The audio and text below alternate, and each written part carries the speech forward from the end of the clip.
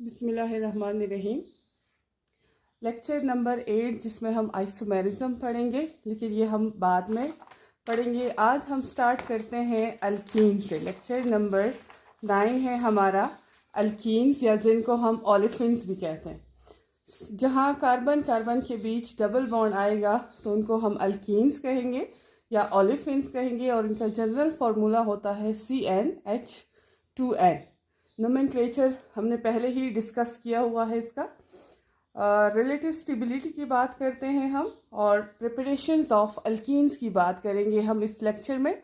Relative stability, structure of alkyne and preparation of alkyne. सबसे ज़्यादा important इसमें preparation of alkenes ही है। Relative stability के हमारे पास 3 फैक्टर्स हैं। डिग्री ऑफ सब्सटीट्यूशन, यानी जितना एक अल्कीन ज़्यादा सब्सटीट्यूटेड होगा, ज़्यादा अल्काइल ग्रुप्स होंगे उसमें, वो ज़्यादा स्टेबल होगा। फॉर एग्जांपल टेट्रा अल्कीन ज़्यादा स्टेबल होंगे ट्राई अल्कीन के मुकाबले में, और ट्राई अल्कीन ज़्यादा स्टेबल होंगे di alkene and mono substituted alkene के कंपैरिजन में। स्टेबिलिटी कहते हैं कि उनके रिएक्शंस कम होंगे। सेकेंड पॉइंट है रिलेटिव स्टेबिलिटी के लिए, एक तो हो गया डिग्री ऑफ सब्सटीट्यूशन। जितनी सब्सटीट्यूशन ज़्यादा होगी, अल्काइलेशन ज़्यादा होगी, उतना ही वो अल्कीन ज़्यादा स्टेबल होगा। उसके बाद है स्टीरियो केमिस्ट्री, जो कि हम डिटेल से डिस्कस करेंगे आइसोमेरिज्म में। स्टीरियो केमिस्ट्री में हमारे पास एक ट्रांस अल्कीन आते हैं, एक सिस अल्कीन आते हैं। अगर डबल बॉन्ड के दोनों साइड पे, यहाँ पे अगर आपके पास सब्सटीट्यूशन सेम साइड पे हो तो उसको हम कहते हैं सिस अल्कीन, और अगर डबल बॉन्ड के ऑपोजिट साइड पे सब्सटीट्यूशन हो तो उसको हम कहते हैं ट्रांस अल्कीन। अब ट्रांस अल्कीन ज़्यादा स्टेबल होते हैं सिस अल्कीन के मुकाबले में, और उसका रीज़न ये होता है कि चूँकि ट्रांस अल्कीन ज़्यादा स्टेबल इसलिए होते हैं कि ये जो बल्की ग्रुप्स हैं, बल्की ग्रुप्स का मतलब हैवी ग्रुप्स, एक तो सिर्फ हमारे पास जो हाइड्रोकार्बन्स होते हैं उसमें कार्बन और हाइड्रोजन्स होते हैं। जब हाइड्रोजन किसी CH3 या किसी और अल्काइल ग्रुप से रिप्लेस हो जाते हैं तो मास बढ़ जाता है, उनको हम कहते हैं बल्की ग्रुप्स। अब चूंकि बल्की ग्रुप्स के दरमियान डिस्टेंस ज़्यादा है तो रिपल्जन कम होगी, और इस रिपल्जन की वजह से ट्रांस आइसोमर्स जो होते हैं, ट्रांस अल्कीन्स, वो ज़्यादा स्टेबल होते हैं। जबकि सिस अल्कीन्स में बल्कि ग्रुप सेम साइड पे होते हैं, उनके दरमियान रिपल्जन ज़्यादा होती है, जिसकी वजह से वो ज़्यादा स्टेबल नहीं होते। थर्ड पॉइंट है कंजुगेशन। अब कंजुगेशन किसको कहते हैं? जब अल्कीन्स में अल्टरनेट डबल और सिंगल बॉन्ड आ जाए तो उनको हम कहते हैं कंजुगेटेड अल्कीन्स। कंजुगेटेड अल्कीन्स वो अल्कीन्स होते हैं जिसमें स्ट्रक्चर में अल्टरनेट डबल और सिंगल बॉन्ड आ जाए। तो कंजुगेटेड अल्कीन्स ज़्यादा स्टेबल होते हैं आइसोलेटेड अल्कीन्स के मुकाबले में। आइसोलेटेड अल्कीन्स वो अल्कीन्स होते हैं जहां अल्टरनेट डबल सिंगल बॉन्ड ना हो, तो उनको हम कहते हैं आइसोलेटेड अल्कीन्स। और इसमें फॉर एग्जांपल 1,3 पेंटाडाइन ज़्यादा स्टेबल होता है 1,4 पेंटाडाइन के मुकाबले में। ये है आपके पास स्ट्रक्चर 1,3 पेंटाडाइन का, यानी एक फर्स्ट कार्बन पे डबल बॉन्ड है और फिर सिंगल बॉन्ड है, और एक थर्ड कार्बन पे। तो इसको हम क्या कहते हैं? अल्टरनेट डबल और सिंगल बॉन्ड है। ये डबल बॉन्ड है, सिंगल बॉन्ड, डबल बॉन्ड, फिर सिंगल बॉन्ड।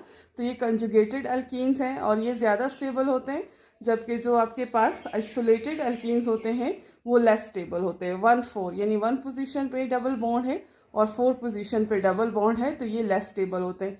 एक हमारे पास कम्युलेटिव अल्कीन्स भी होते हैं जहाँ एडजेसेंट कार्बन पे डबल बॉन्ड होता है।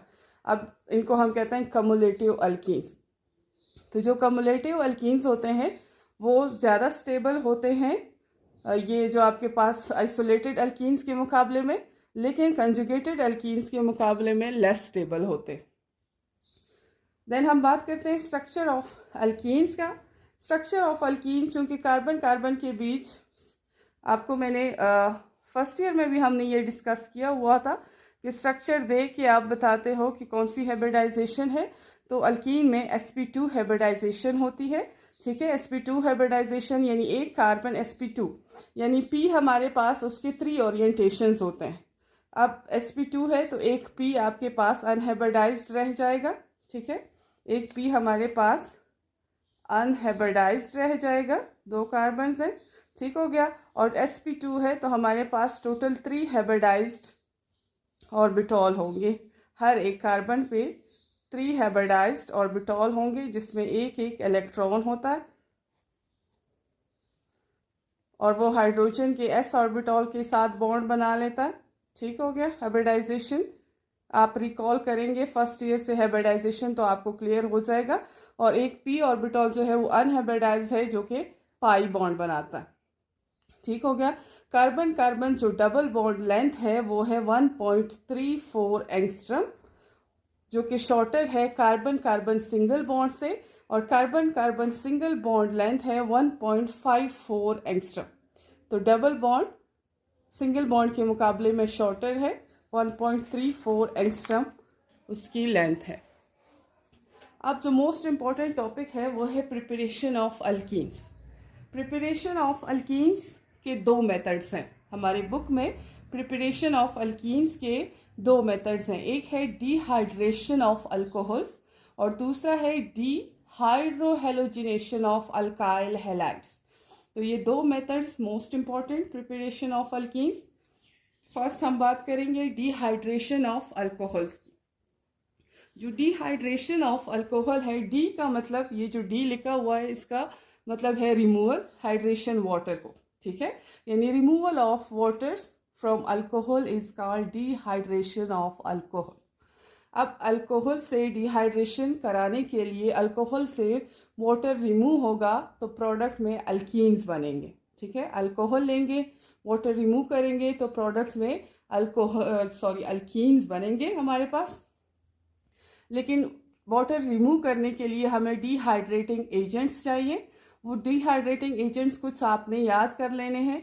वो है आपके पास alumina Al2O3, H2SO4, H3PO4, H3PO4, P2O5 और इसको हम P4O10 भी कहते हैं। सबसे जो बेस्ट डिहाइड्रेटिंग एजेंट है वो है H2SO4, ठीक है।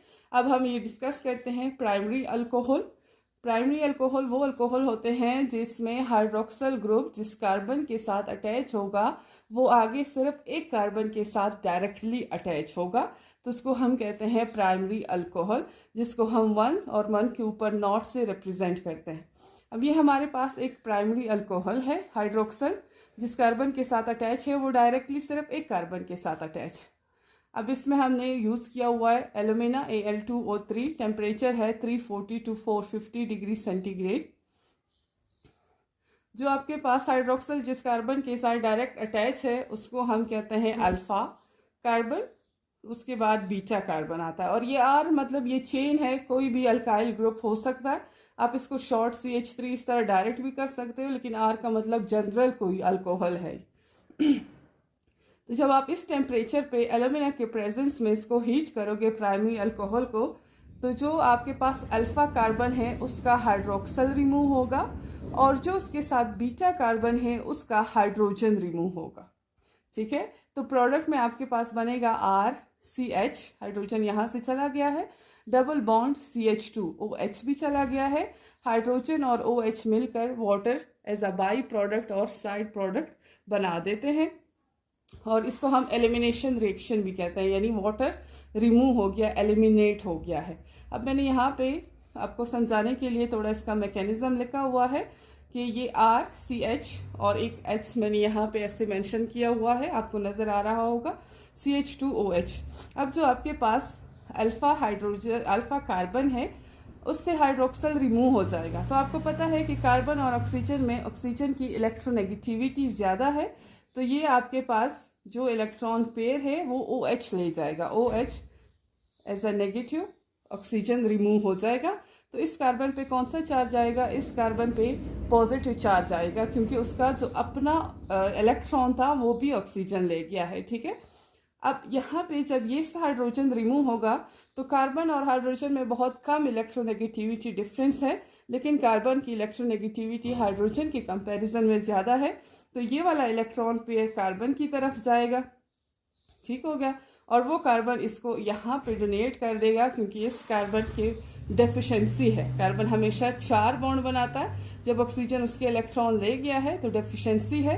तो ये वाला कार्बन यहाँ पे इलेक्ट्रॉन कंट्रीब्यूट कर देता है इस बॉन्ड के इलेक्ट्रॉन, और डबल बॉन्ड बन जाता है, RCH हो जाएगा और डबल बॉन्ड CH2 हो जाएगा प्लस वाटर। ठीक हो गया।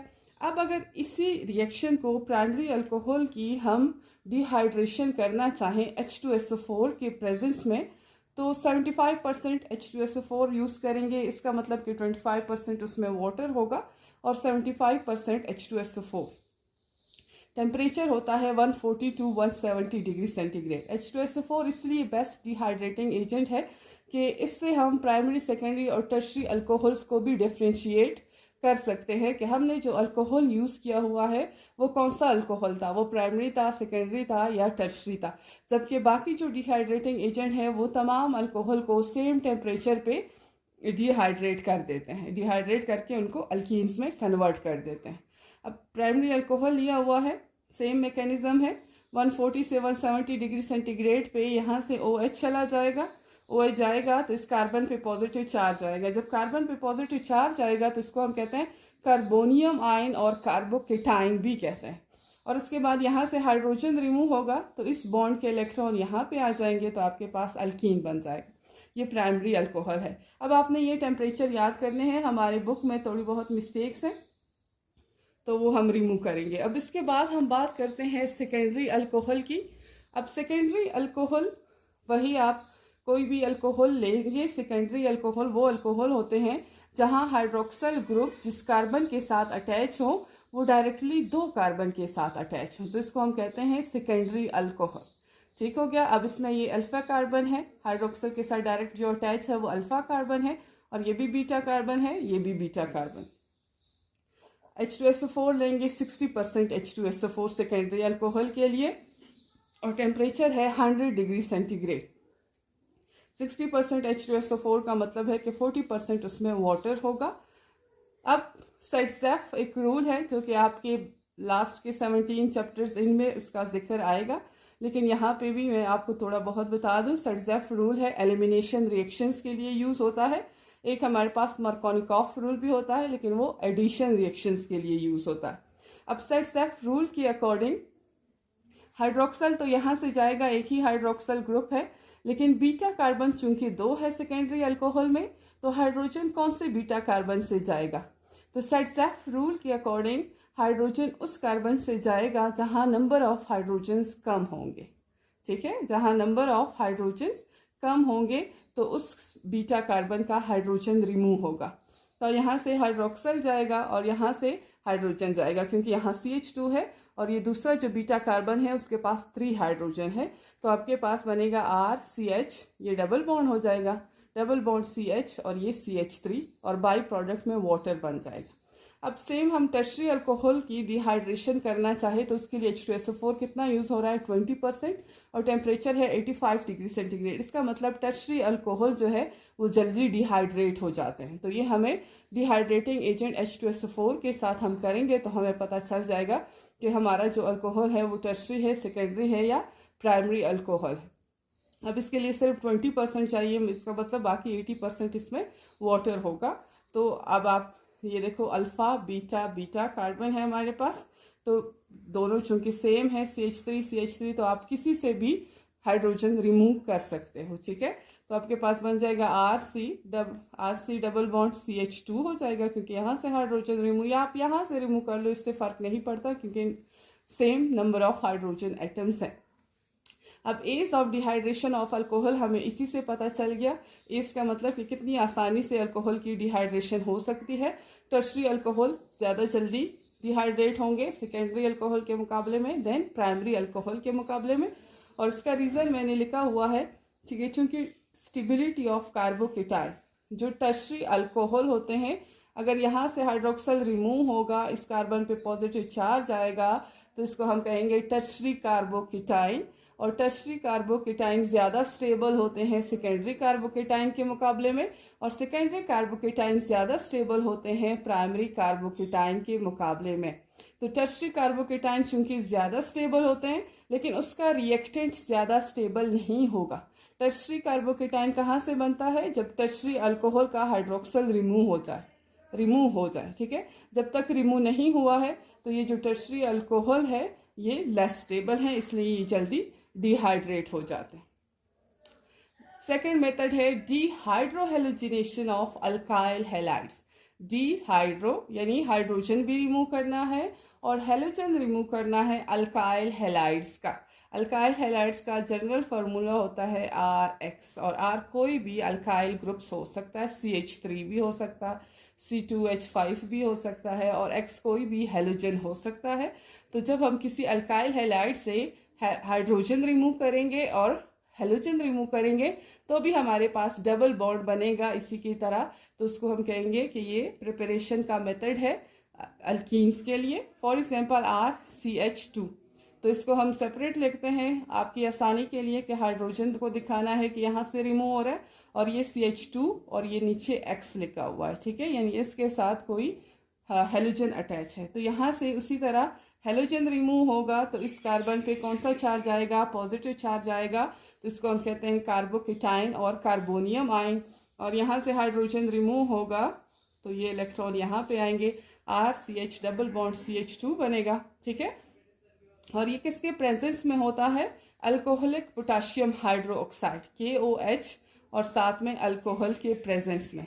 तो यहाँ से जो K है वो आपके पास X के साथ, क्योंकि K पे कौन सा चार्ज होगा? पोटाशियम पे पॉजिटिव, फर्स्ट ग्रुप का मेंबर है, और इसमें पार्शियल नेगेटिव लास्ट ग्रुप का, ऑक्सीजन 6 ग्रुप का है।